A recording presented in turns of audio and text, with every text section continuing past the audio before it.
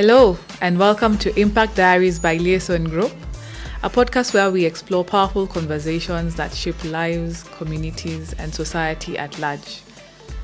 At Liaison Group, wellness is more than a buzzword, it's a core driver of our work, guiding how we support individuals and organizations toward more balanced, impactful lives. Today, we dive into a topic that is deeply woven into the fabric of a strong and healthy society, the role of the man. From being a father, a leader, a provider, and a protector, to navigating mental health and emotional resilience, the journey of a man is layered and often misunderstood. Joining us on this important conversation are two remarkable voices. On to my right is Arthur Gishuru, a psychologist at Serini Minds Wellness, a mentor and advocate for mental wellness and strong family foundations. On to my left, we have Captain John Njoroge, a respected community leader, family man, and current moderator of the Catholic Men's Association at Diocese of Nairobi. To guide this conversation, I am your host, Yvonne Mukoma, Manager Wellness at Liaison Group. Welcome to Impact Diaries. Let's dive in. So now, Arthur, I'd like to begin with you. Tell us, in your opinion, what is the role of a man in today's society? Thank you so much, Yvonne. I'll give a concept based on psychological perspective. As we all know, masculinity is actually constructed in two ways. That is biologically and also socially. And we talk about biologically, that include a lot of hormones, and also socially refers to now the expectations that the society expect from us. So in those two aspects, there is one thing that doesn't change, that a man is a provider and a man is a protector. And I think that has always been there in the past, and it has still been carried forward even to the current world today. Awesome. Thank you very much. Captain Njoroge, tell us, what is one childhood experience that greatly influenced the kind of a father that you are today? Well, when you ask about one, I can't really think of one that I really think has left an indelible mark in my life, in how I think about things. I remember growing up, I grew up in a colonial farm, what you would call a colonial farm. It was just soon after independence. The white farmers were still the owners of the farms, and my father was working as a carpenter or a fundi, beginner fundi in the farm.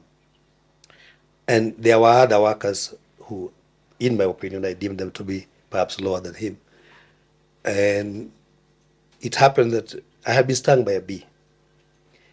And walking along as I was going to school one morning, I met with this gentleman. He was a Turkana and a watchman. He was coming off work, and I was going to school. And he sort of commented on the swelling on my face from the bee. And so I was a bit rude to him. And I took off, I went to school. He went and reported to my father what I had done to him, my rudeness. And so when I came home, my father was waiting for me to punish me, I think, initially, of course. And when I saw him, I saw his face and I knew what this man had in mind. So I took off. Yeah. And I ran, and he ran after me. I was able to outrun him, but eventually I fell and he caught up with me. And he gave me quite a thorough beating. And after that, he explained to me why he did what he did. He explained to me that I had been rude to an older man. I had been rude to a man who I thought was lower in society, and because he was also from a different community. He told me, I have to respect every person for no matter where they come from, who they are, no what their position in society. Then there was also the issue of crime and punishment. If you do offend, you do have expect to be punished. But I think the understanding of why you are being punished gives a very strong message, and to me that left a mark that I've never forgotten. Subsequent to that, my father never beat me again. Anytime there was something, he would discuss with me openly, and I have found that very impactful in my life as a father and as a leader. Great. Okay. And how do you think that we personally balance traditional expectations of masculinity with being emotionally available as a father and a leader in today's society? That I think is a very important question. You know, the society that my father grew in is very different from the one I grew in. Yes. And even now that I've brought up my children, is different, and their children is also a bit different in a lot of ways. And those changes, as much as we have that primary role of our father, there was an emotional detachment in the past with our parents. Yes. But as we have changed, that role of having emotional connection with your children is much more important. Yet the environment has also changed in very dramatic ways. In those days of hunter-gatherers, your father would be walking with you every day. He's talking to you, he's teaching you Yes. his role as a father. So you are seeing it practically. Exactly.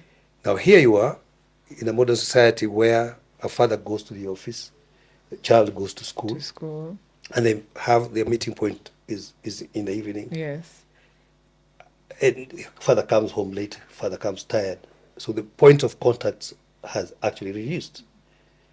So one has to deliberately be able to create that time, Yes. point of contact with the child, so that you can actually be the teacher, because you're not merely going to be a provider, a protector, without teaching rather that young person how they themselves are going to become protectors and providers. Exactly. And so that can only happen when you have a lot of point of contact. Yeah. Okay.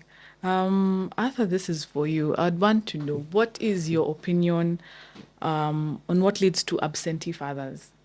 And what do you believe is the long-term impact of fathers' absence on children's emotional development and identity? Okay. Yeah. First of all, let me echo what Captain John Joroge has already said. Yes. That in the past we had these gentlemen who used to work with their boys. You know, I'm going out to hunt. Yes. You're with your boy, and everywhere else. The point of contact was quite a lot. You know, they keep on meeting, they keep on interacting with the fathers. But in the current world, we are seeing quite a change in terms of that point of contact, whereby everybody else, the father is out there looking for money. Getting back home, probably he's tired, he just wants to sleep, and probably the boy is also tired because they're coming from school. Yes. So you realize that probably this current boy, the kind of generation that we are raising, maybe we are not pouring in any emotional, the emotional cup is empty. Because the father is not there to probably provide that emotional care to them. So one of the major challenges that we are finding at the moment as young men, millennials, and even Gen Zs as men, as we're growing up, is the issue of you want to be there for your boy, but emotionally you don't know how to do it because it wasn't poured to you probably when you're growing up. So that creates a kind of a crisis whereby I feel I need to father this particular boy, but then again I'm asking myself and I'm questioning him. I feel inadequate. So that kind of inadequacy sometimes makes these gentlemen to fall back I don't feel like I am enough to probably become a father. But then again, I find myself with a boy. So what happens? Then I find myself moving away from this particular gentleman. For number one, I think that one of the things that is there is the inadequacy, emotional inadequacy. And then the other thing is about the roles, the increased roles that we are having, finances, everything else. You're Yes. moving outside there to just go and find something. Like we have said, one of the roles of the man that is not changing is the aspect of being a provider. You want to provide, but then again, you're also expected to stay there with your boy. But then again, where is the money coming from? Yes. Yeah, so those two things I think is making most men to be absent. But like Captain said, is that one of the things that we really need to do is to be more deliberate. I think maybe one of the aspects that we are also failing as young men, probably we are not becoming more deliberate enough. Yeah, we are not creating time with our boys, and I think maybe also that there is the aspect of emotional inadequacy, there is the aspect of the financial providence and the pressure, Yes. Yes. but then again, also maybe we are not pushing ourselves to that level of I really want to be deliberately provide emotionally for this particular boy. Captain, what do you think we would do in order to bridge that gap of absenteeism in today's age, where we know the man is the provider and he needs to go out and fend for the family, but still, how do we become deliberate in ensuring that then we break that barrier of absenteeism of fathers in homes? I think, as I said earlier, it's important to be deliberate.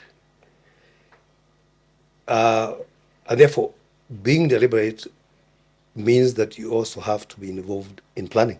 Yes.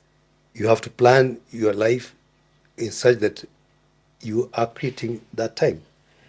The pressures of work will never be there.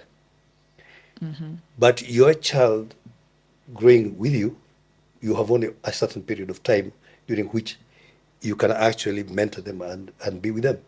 So that time tends to move rather fast. Very fast. So that balance of being able to provide and giving that time, you have to realize that time will move very fast, and so you have to utilize that time uh, very gainfully. So you have to plan, how much time am I going to give to my children? When am I going to be arriving home? Can I be able to plan rather than having them to be picked up by the school bus? Can I walk them home? Uh-huh. Can I get time to be with them? Whatever, however much time you can be able to create to be with them, share moments with them, participate with them in sports, in hobbies, so that you have more and more time from where they are learning from you, from seeing what you're doing, and also you're able to talk to them. I think that I think is we can do it. How to go about it. Yeah. Okay. And what advice would you give to men, seeing that now you are of a different generation from the current Gen Zs and the Gen Alphas that are coming up as well? What advice would you give to men who grew up without a present father, and but now want to become intentional and nurturing fathers? I think it's important to bear in mind that whatever skills that you have not acquired in life, you can learn them. Yes. So there are things that you may have missed from having a father at home to stay with you, Yes. but you clearly have gone through in your mind that what you want for your children, how you want your children to grow up. I think there is a lot of information out there where you can be able to learn how to be a father. So, but first of all, you have to understand right from the beginning what do you want, what role do you want to play as a father, so that now you're training yourself to fit that role. And there are also other places where you can be able to get into contact with other men who have been fathers, who are fathers, and from whom you can also gain quite a bit of knowledge in church. for instance, in men's associations, where strong Christian men's associations, where you can actually also that acquire those kids and acquire that knowledge. So it has to be, you have to make effort, I think. Exactly. Yeah. So some little effort. Yes. Arthur, what's your take on that? Very, very true. I'll echo exactly what our captain has put there. That one of the things, well, there are a number of areas that we can actually acquire this from, and one of the areas is actually from the church, men's association. Not only from the church, but we also have other communities. I am seeing a lot of clubs being formed, men's caves and what have you, where, as men, you go gather, talk about your challenges and what have you, because, okay, we keep on having challenges as men here and there. But the aspect of us becoming also vulnerable to each other as men is very, very important. So where men gather and probably we are sharing about our experiences as a man, because we tend to have different kind of challenges. I might be struggling in terms of my relationship. The other person might be also very, very good when it comes to parenting. So when we gather together as men, when we increase the point of contact even with our kids, that becomes a way of us actually improving this masculinity. Yeah. Great. Okay. All right. So we have no excuse. It's just being intentional. That's all we need to be. Absolutely. Absolutely. Yeah. Absolutely. Yeah. Good. Great. And so, Captain, are there any challenges that you have faced around mental health, stress, or emotional strain in your journey as a man, as a husband, and as a father? And how did you overcome them? That's an interesting question. Yes. And one that I perhaps, well, because in life, these are daily challenges. Yes. Yes. Um, a lot of times, the way you have your vision as a man might not be the same vision that your partner has. Yes. And so perhaps even when you are trying to practice something in bringing up the family, that you don't have that shared vision. That causes stress. Yes. I've had to bring up teenagers. I happen to have two biological children, but I've had the the opportunity to bring up very many other children, the relatives, close relatives of mine, who needed that father figure or a father in their lives, and I've seen them through teenage life. That was very stressful to me as a parent, because they are all individuals. Yes. As individuals, as they transition through this period of teenage, they challenge you. They are also experimenting with things that you are scared of where their lives are taking them. Yes. And perhaps you feel not well equipped to be able to guide them. My job, my day-to-day job, what I was doing as a pilot, meant that I was away from home a lot of times. So this teenage life is happening when you're away, and so you come back and you hear things, and now you're having to deal with them. In retrospect, Yes. it was very stressful. Believe me, that was a challenging period. But once again, the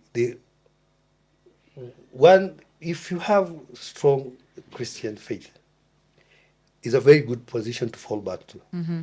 Go back to God, pray to God for guidance, seek, talk to people, talk to other people, talk to other parents, Yes.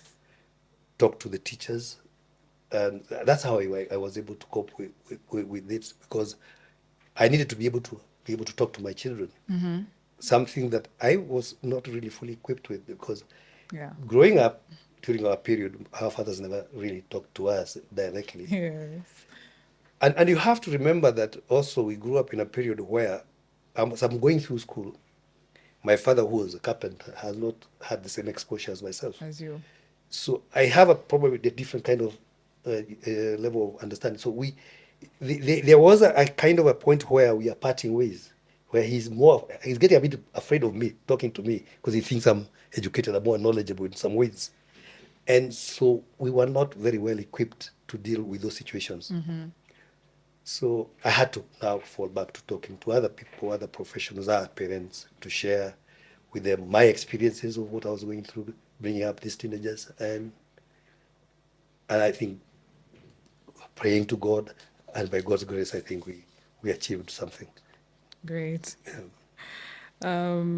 Yeah, and you mentioned that your career required you to be away most of the times.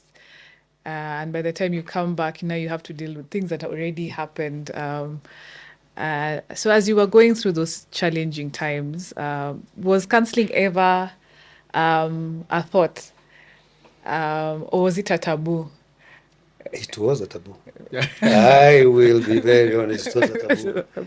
Even if you did have to go, you didn't want other people to know. Yes, yeah. Even if you thought you needed it and you went for it, you didn't want other people to know, because I think there has been a time, that period, where mental health was not treated the same way as it is being treated today.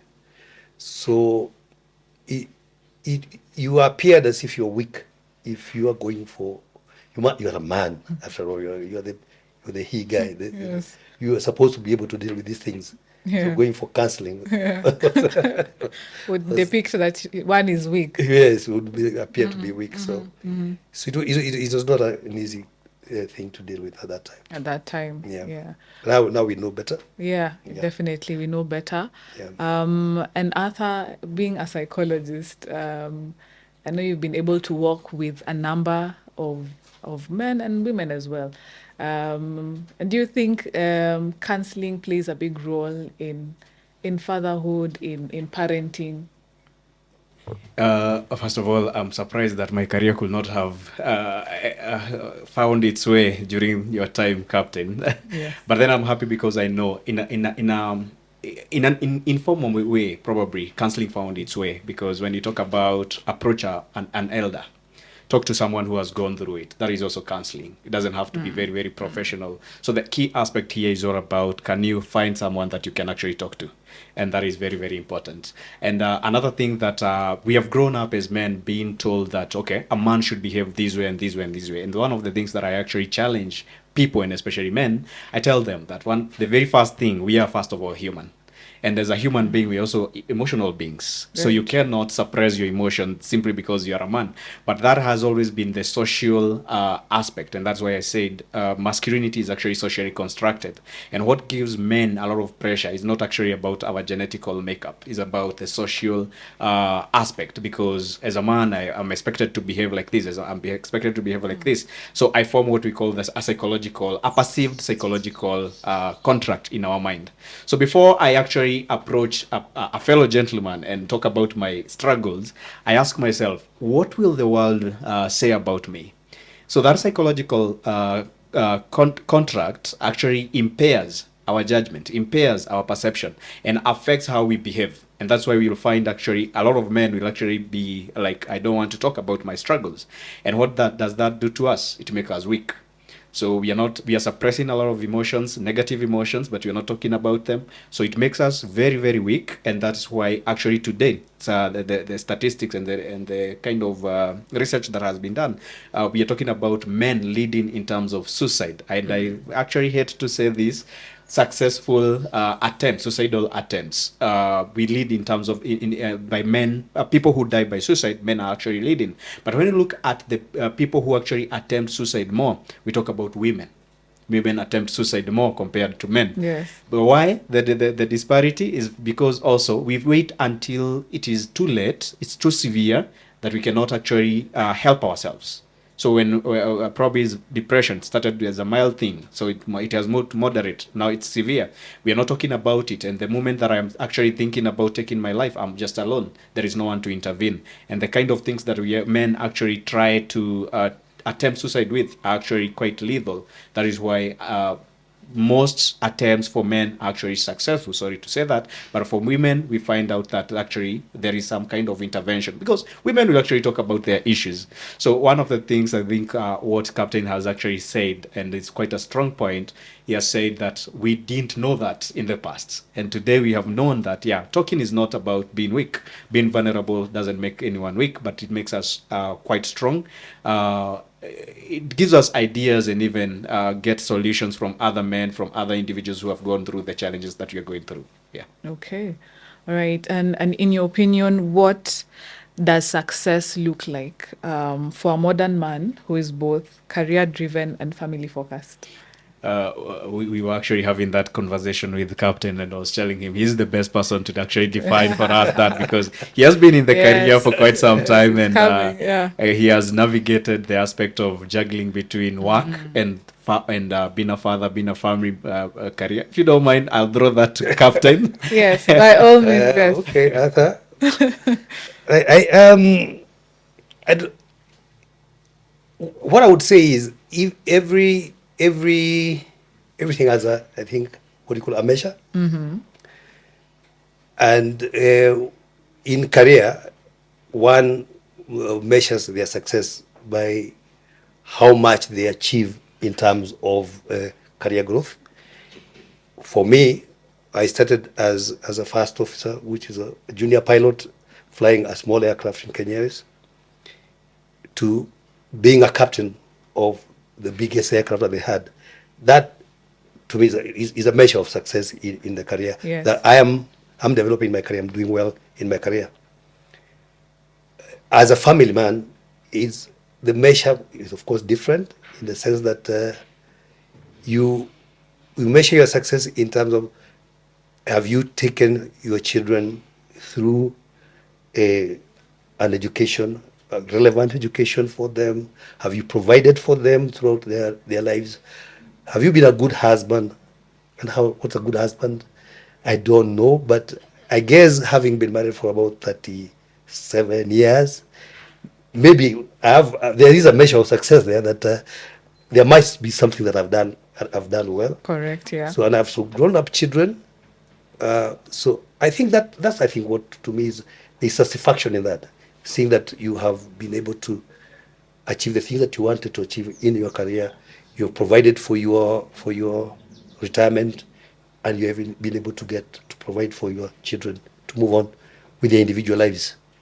Yeah, so success is not basically just what we have achieved in our careers, but it's just even more of what we have been able to achieve in other areas. To me, I think Family. that is more important.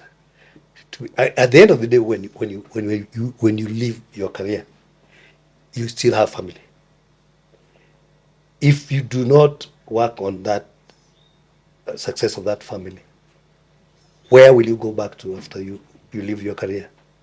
So that the success in that direction is, I think, is very important, because that is where you will end up.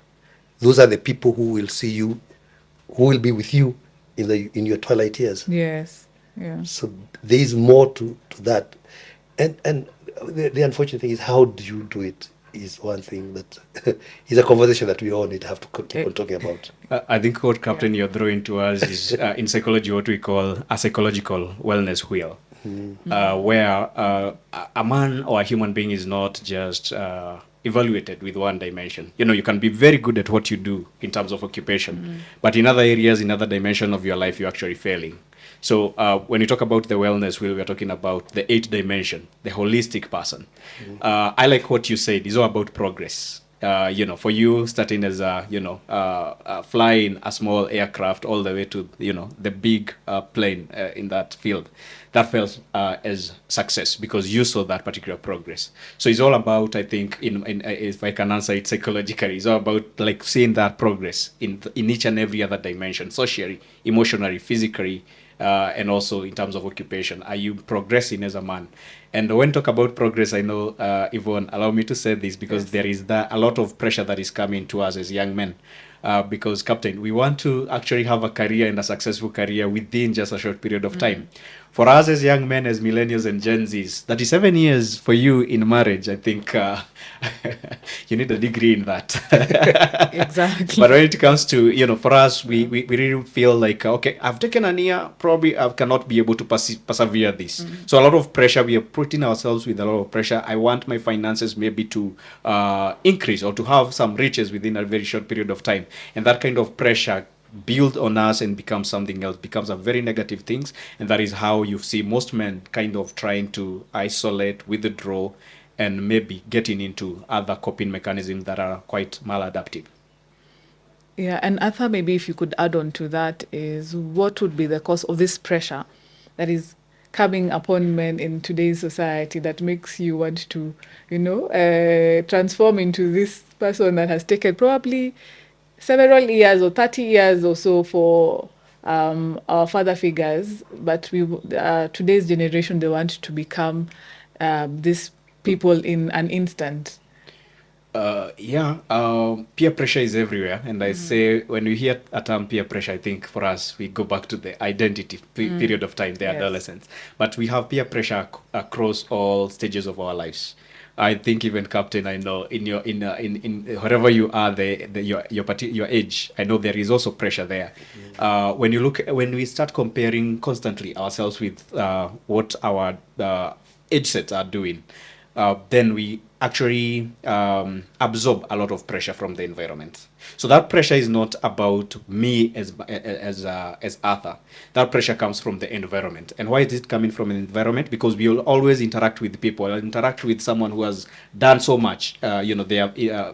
We are age mates, but they have done so much. Why is it coming? Why having a lot of pressure? In my own thinking, I think is the aspect of us not finding the purpose in life. So if I don't define my own success, then my success will be defined by other people.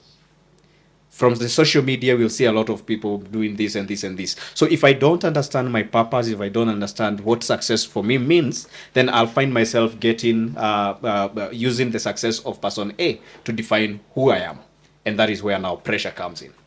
But if I understand my purpose and I understand that this is my path, then I'll always make sure that, okay, I'm understanding my progress. Am I making progress? And that is okay. It's all about me. It's all about my me moving from step A to point B. But when I stand now again thinking about Yvonne, what has Yvonne done? What has Captain John done? I'll actually absorb a lot of pressure that is actually negative. Okay. And Captain Joroge, I'd want to find out what cultural or societal norms around manhood and fatherhood do you believe need to shift in Kenya and in the African society at large? Interesting that. Yeah. I think we have, first of all, to distinguish between what's manhood and fatherhood. And, you know, uh, as a man, what does the society perceive you as a man, strong? And that's the nature, the way God has created you. Exactly, yes. But as times change, as much as you as a man have those primary roles and you are still the same man, there are things that are changing around you. How well are you in control of your environment? And I think that that's a question that we need to ask ourselves, because our environment all around us, at home, your wife, your children, the people you are living with, in a lot of ways, they have to be happy for you to be happy. And if they are going to be happy, you have a role to play in their happiness. So if you are going to ask yourself that question, how do I control the environment around me so that the people in my life are happy? If they are happy, I'm happy. And so therefore you have to look at it this way. If your wife is a career woman, just like you are. You come home, the traditional role of the man, you throw yourself on the sofa set. That is the day your house girl has decided to take off. She has to cook for you, she has to take care of the children, and you are not assisting her, as if you are in a different environment of work where she was not getting tired and you were getting tired. I think you have to be able to understand that you're a man, yes, but you are a husband and a father. You need people to be happy around your environment, and you can only make them happy by being able to empathize with them, Exactly. be in their lives, work with them, so that their life is easy as well. So we have to change as a traditional man. The man who comes, you are the authority. We have to soften our edges in a lot of ways when you're around our families, because that's what is demanded of us by the times. By the current times. Yes. Yes. And on that note of empathy as men, Arthur, do you think that is contributing to an increase on deadbeat fathers in today's society? Is it that there's too much pressure, that now there's lack of, present fathers, or fathers who would run away from responsibilities? What brings about that? A very good question. I think when we talk about the aspect of manhood and fatherhood, this is not just about men. And ladies also need to hear this, because part of the pressure that is also coming from a man comes from also ladies. When we talk about probably deadbeat fathers, Yes. fathers who are not absent, it's also good to understand that also the language that the ladies use, and also the kind of language and the understanding that is the environment that we create at home. So if this man probably doesn't have a job, and maybe constantly you keep on they keep on being pressured, or probably the expectation is too high, this man will also run away. They're also human beings. So when we talk about also fatherhood and the upbringing of this particular boy or this particular child, we are not only looking at the man solely being there to provide and what have you, like what Captain John has said. When it comes to the aspect of a family, it's not just about the woman probably doing the work and what have you. We also need to also soften some edges. So also for women, they also need to soften some edges when it comes to the expectations and the demands that are being created for a man. Because if we create very, very strong expectation towards this particular man, probably we make this particular gentleman to run away. But also as gentlemen, also we need also to learn how to communicate, because I'm expected to provide, but being a provider does not entirely mean that I'll provide everything. And probably Captain John Joroge, you can actually guide us there. Are there aspects whereby as men, I am employed, yes, my business is not doing well, I cannot be able to provide, but the woman here has also money. Should they pay for rent, or is it an aspect of us? And I think that's you put it very succinctly. I don't know how that word goes. But thing is, even in the traditional life of our society, you are a man as a provider does not mean that you provided everything. Everybody is actually a collective effort by everybody in the family. The mother went to the shamba, tilled the land, came up with the produce from the farm. Yeah. That's the food for the family. The father went out there with the cattle, the wealth of the family. So everybody was contributing to society. So the fact that we are in this modern society, what we are doing as families, we are all contributing to the kitty that is going to bring up this family. So whatever you're doing to provide for the family is important and it must be recognized. But you must not be able to bring the other man down or the person down because they're not providing as you think they should be providing. So should a man parent? Should a woman parent? I see why not. If for some reason the lady has a better paying job, I would expect that she should be able to contribute a little bit more to the kitty of the family. And that's how I think it is a cooperation. Yeah. And I think that's what we should realize, that even as we are changing as men in our traditional role, the women also Yeah. ought to understand and change in their roles traditionally, to understand that we are doing this for the family together. So whatever we bring in is for the good of the family. And so therefore what you are saying about communication is very important. When you hide what your resources are, or when you hide that you have been fired from work, so therefore you are not able to provide, you're not doing justice to the family.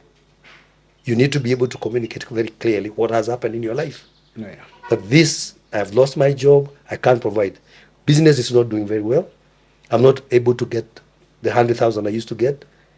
We may have to make do. But if you don't communicate that, obviously people will not understand. And then the woman should not be putting unnecessary undue pressure on you just because you are not able to provide as much as you were able to provide in the past or in the current context. Yeah. So what I hear from you is that a woman has an important role in all this, Yes. in fatherhood, in manhood. Yeah. It does. It does. It does. Okay. Because a lot of times, and I'm not in that field of other here. Yes. I think we need validation as men. True. And that validation comes from other people, those people around you. Yes. Uh-huh. When the woman in your life respects you, that's how you see love. A lot of to man, when I'm getting respect from the woman in my life, I'm seeing love. That's how I look at love. So this validation is necessary for all of us all the time. Very true. They are Very our true. flowers. When they are receiving flowers, validation are our flowers. And so communication is very key for us to know that that is actually important. It is very important. Yes, because I think many times we overlook that Yeah. and assume that men are strong. You don't need that validation. Well- But clearly, it is needed. Yeah. Yeah, a lot of encouragement. You have done the right thing. You have provided this month. Yeah. That is what men need to feel like. Yeah, I'm doing the right thing. I'm actually being seen. I'm actually being honored in my house. Yeah. And let us. That is actually genetical because, or what we call biological, because we have also a sense of ego that has always gone outside there in a bad way. Ego is not a bad way for a man. Ego is the one that makes a man to roar. It's the same thing that you can tell a lion, don't roar in the jungle. But then again, this is a lion. This is the lion that's supposed to actually roar outside there. So I think as a man, not to the negative ego, but again, that particular aspect of being validated is very, very key.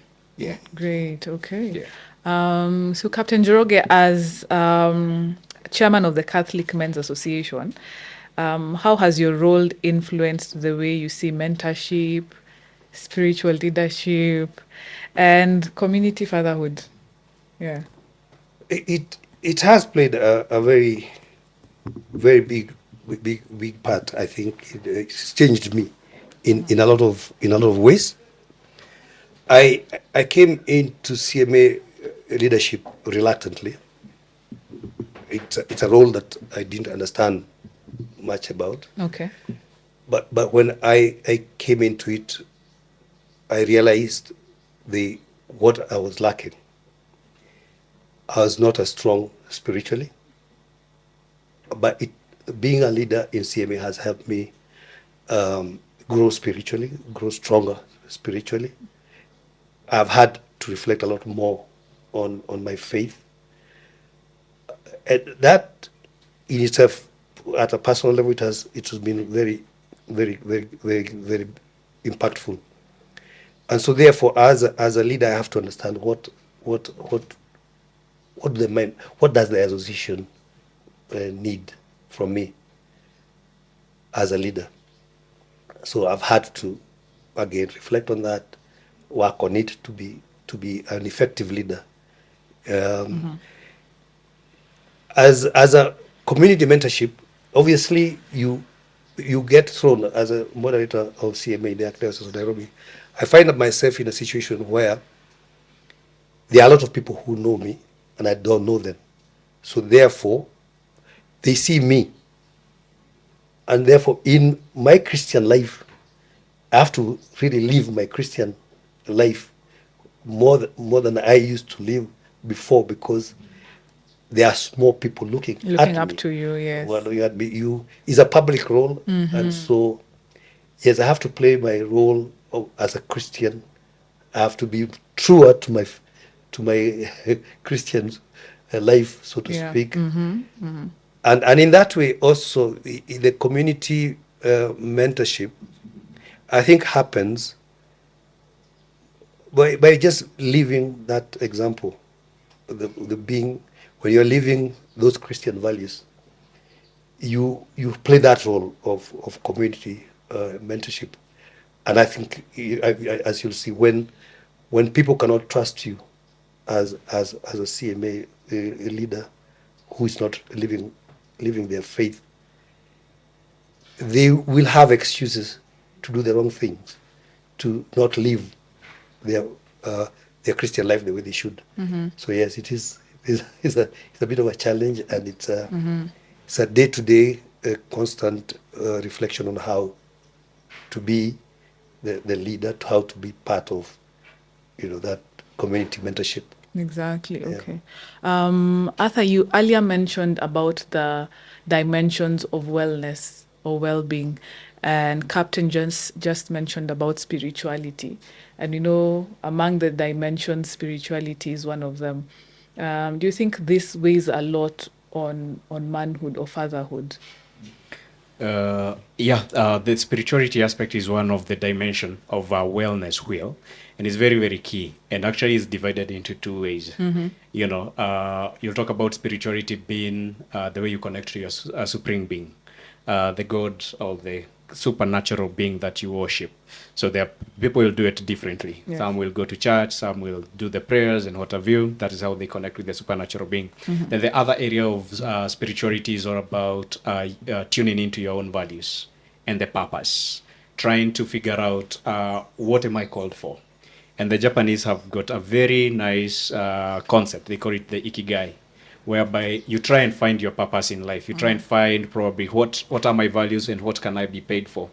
And talking about the other side of the spirituality, that is about now tuning into your own self. What am I called for? What is my purpose here on earth as a man is very, very important. And I wanted to throw this earlier on to Captain John, and I think this is a a good time to actually throw this to him about the middle life crisis. This is something that actually bothers most men, and I believe is a time whereby you get kind of lost as a man. I've handled a couple of men, and they are telling me that they have they get to a point whereby it's like a plateau. You're not moving. You're not feeling like you have a good career. You're getting paid, but you still feel there is a need.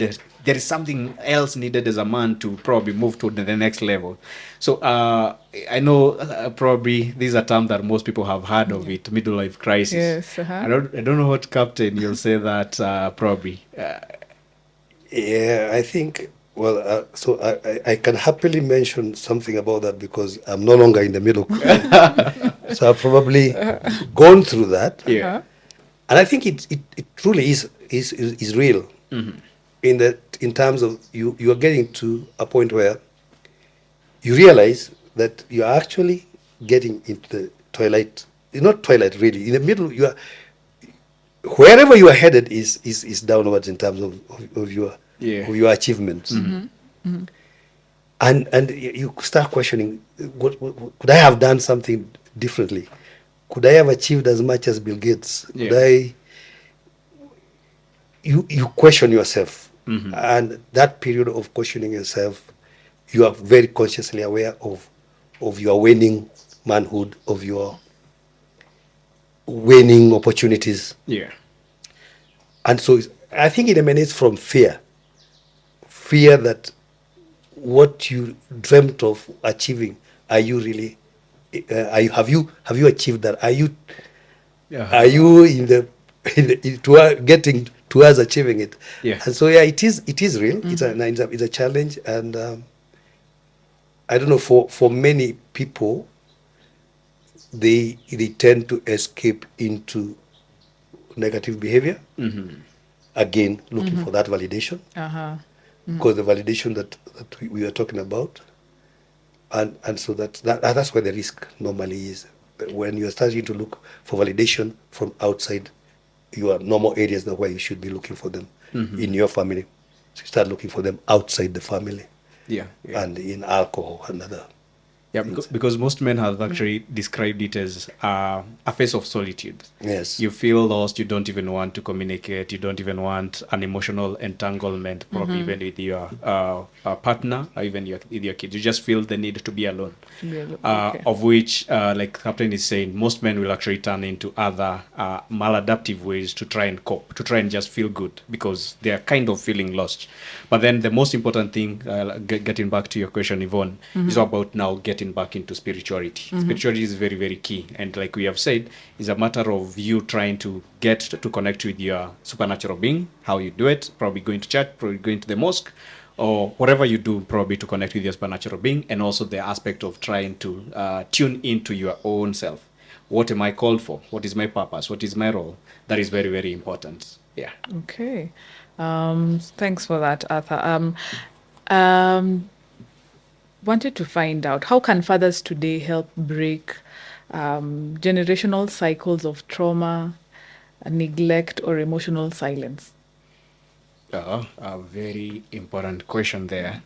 Breaking the cycles, breaking Yes. the probably what you've carried, what you've picked Yes. from your past, because we all carry something. And I Yes. say, as a young person, probably growing up as a boy, there is what we picked growing up. There is what was said to us as when we were growing up, to by the probably our dads, our uncles, the society. That is what they The told us. society, yeah. And that is now where the big question comes in. And today we are talking about toxic masculinity a lot. I don't want to go into that. I'll be opening Yeah, up. that's a Pandora box you'll be opening up. Yeah. But for me, I normally encourage men to actually look into what you are told, what is not working for you today.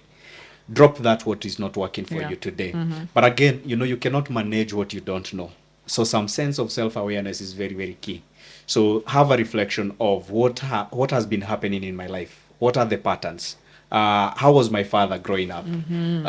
I know quite a number of us as men, probably we didn't have that proper relationship with our men, with our fathers. Even today, you walk into, your father walks into the dining, you're there, but then when he walks in, you actually leave to try and do something else because you don't want to have an interaction with this gentleman, which is a very bad thing. And I hope today we can be able to break that. But then again, it's all about going back to the past. How was it? How did I grow up? What am I missing that I need actually to add? Is it emotion? My emotional cup is actually empty. I need to add into that emotional cup. Do I need to increase the time with this particular gentleman for us to be able to have a proper conversation? How, in terms of our relationship with my son, am I relating with him in terms of how are you academics? Are you able to play? Are you going to school tomorrow? Or do I have an extra conversation with this particular young gentleman? Nyama choma is something that we like as Kenyans and as Africans as well. But then again, could you have can you increase the times that you can go out with this gentleman to just have a conversation outside school, outside him as a boy, increasing that number of contacts with him. But the most important thing, self-awareness. Let's go back and ask ourselves, what is not working for me today as a man, and what do I need actually to pour to this particular gentleman? Yeah. And perhaps if I could add, Yes, write please. something there. Yeah. It's important to understand what you have just mentioned, the history, our history. Yeah.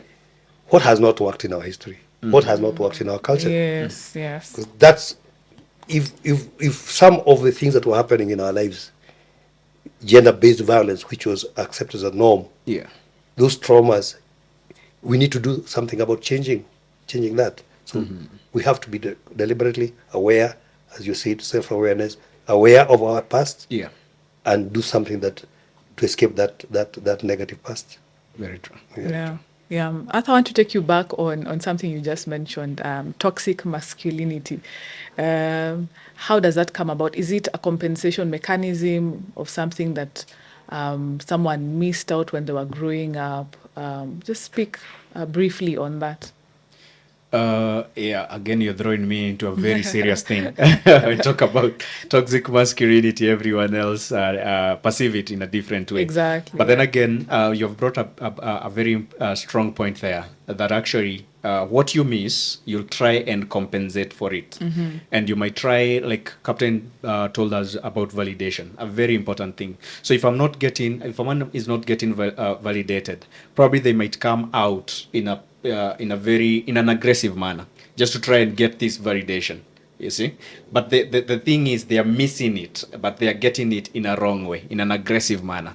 So a man wants to be probably listened to, given time to talk and what have you, but probably where he's supposed to get this, he's not been given that particular chance. So it comes out probably he's compensating it with other things, and that's how we pick probably negative or toxic masculinity. So for me, I feel like, yeah, it's a gap. He's avoiding us. He's avoiding this particular gentleman, but he's trying to get it in a wrong way, compensating it with other extra things. GBV, gender-based violence, and what have you, is not a good thing. In the past, it used to be probably something of a norm, but today, if you fight a woman, if you fight a lady because probably you're just having a conversation and it didn't go very well, we'll not look at it in terms of, okay, this gentleman is trying to discipline the woman or the wife. It will not be perceived like that. We will perceive it as this gentleman lacks something. Probably they don't know how to communicate. And the only way that they can communicate is coming out aggressively, for them to be seen, for them to be felt, which is not a good thing. So we really need to ask ourselves, what are we missing, and how do I actually get it? Because your body will naturally get it, either positively or negatively. Yeah. Great. So we're almost coming to the end of the session. And Captain, I have a question for you. What legacy do you hope to leave? Not just professionally, but in your family and in the society?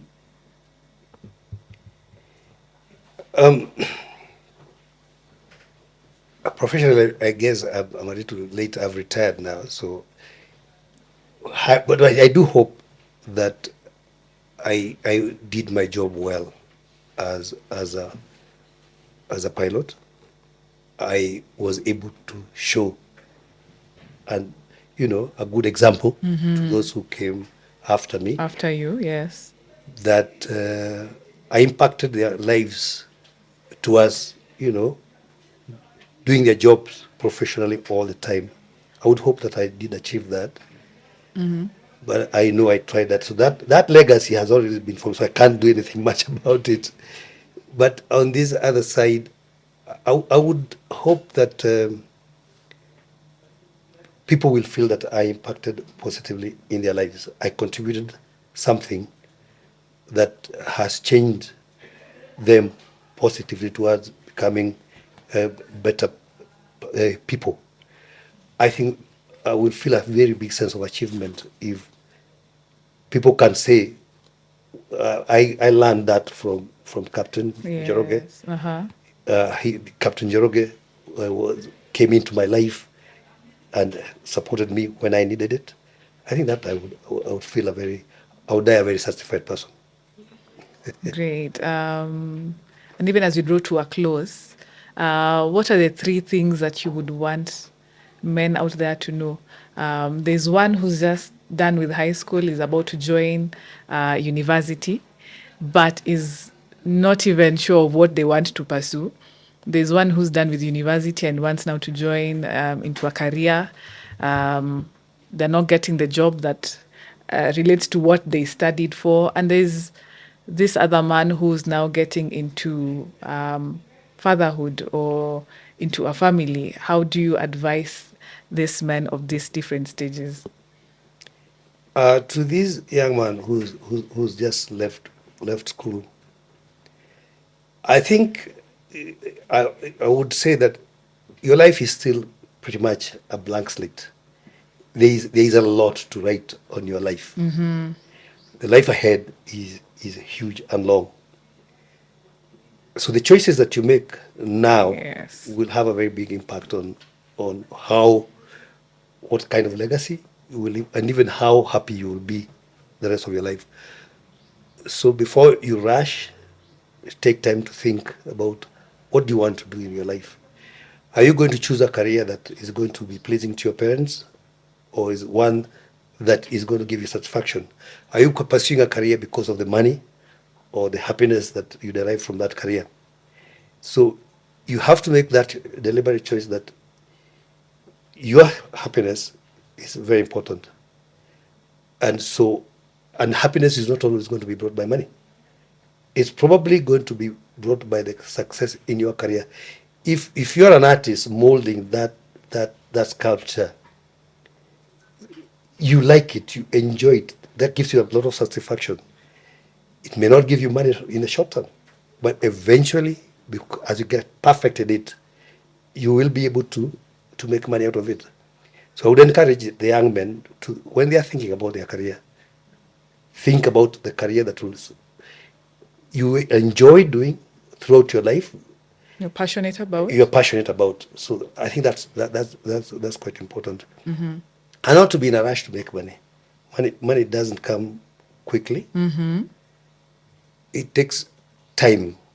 You oftentimes look at the social media, this instant wealth does not come to everybody.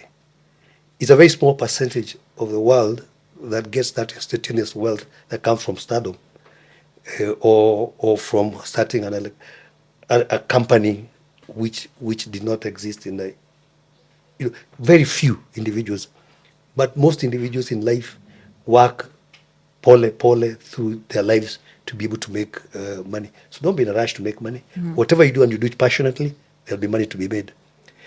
And so that will also work for the gentleman who has just left university.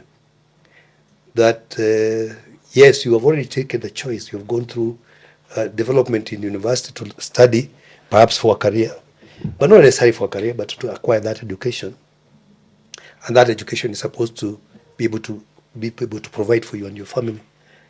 So you have those choices again to make. That how are you going to be able to be doing what you're doing and happy? But there is also that, like you said, there's a challenge of the fact that perhaps the employment opportunities are not as many as they used to be.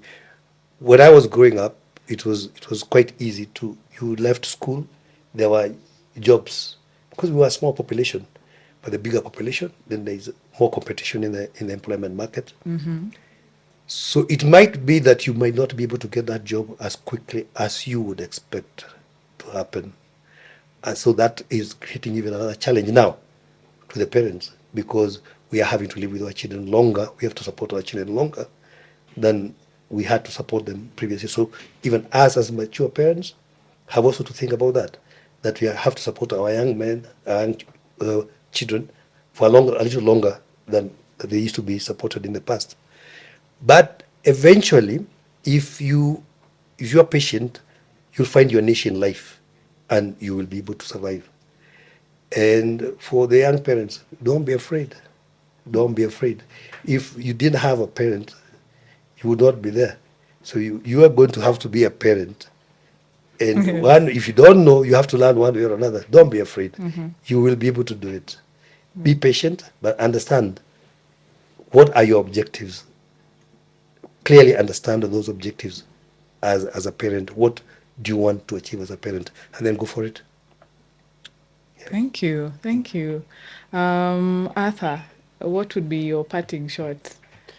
I was getting advice, so I was listening keenly because that is very, very rich wisdom, and especially when it comes to money. Because for us as men, one of the things that we are struggling with actually is about the finances. What Captain is throwing to us is about generational wealth. For us, we want to create instant finances defined by different things that probably are not quite generational, and that is very, very important. It throws me to another point of thinking probably for the next our coming Impact Diaries, about why probably most men today are pilots, but not pilots like Captain Joroge, but aviators.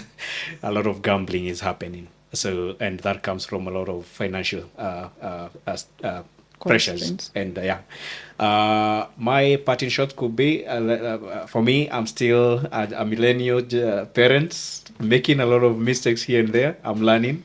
But then again, I am appreciating the small steps that I'm taking.